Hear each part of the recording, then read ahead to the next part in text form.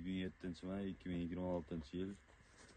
Biz hozir Xalq banki hamkorligida amalga oshirilgan Andijon viloyati Xo'jaobod tumani Chimbilon MFdagi 55-14 soldek konturda amalga oshirilgan yer maydoniga keldik.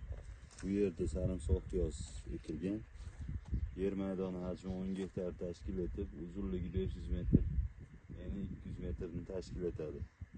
Bu yerda ekilma zamonaviy usulda parvarishlanmoqda. Hozirda sarimsoq piyoz ekillari hosili unib yetishtirilmoqda. Yetishtirish davomida tabiiy va mineral o'g'itlar bilan oziqlantirildi. Ushbu loyiha 45 ta dehqon xo'jaliklariga biriktirilgan bo'lib, har bir dehqon xo'jaligi uchun 22 sotidan yer maydoni to'g'ri keladi.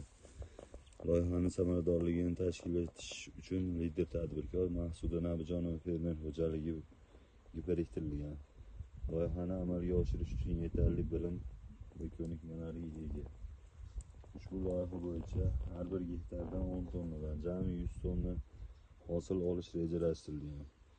Mazkur ekin yig'ishtirib olingandan so'ng navbatdagi ekinga ham yuqori daromadli ekin turini ekish orqali yer egalarining daromadini yanada oshirib boriladi.